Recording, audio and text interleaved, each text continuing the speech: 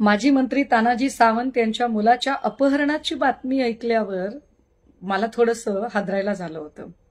म्हणजे मंत्र्याचा मुलगाच सुरक्षित नसेल तर सर्वसामान्यांच्या मुलांच्या सुरक्षिततेचं काय, असा एक विचार मनात चमकून गेला. पण आता जी बातमी येते ती त्याही पेक्षा जास्त धक्कादायक आहे की माजी मंत्री तानाजी सावंत यांच्या मुलाचं अपहरण झालंच नव्हतं.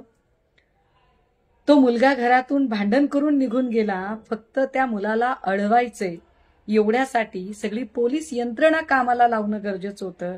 आणि त्यासाठी तानाजी सावंतांनी आपण सत्तेत असल्याचा, आमदार असल्याचा, आपल्याकडे पैसा असल्याचा, या सगळ्या गोष्टींचा गैरवापर करत ताकदीने एक खोटी केस, तीही अपहरणाची केस दाखल करून घेतली आणि चेन्नईहून मुलाला परत आणले. गंभीर आहे.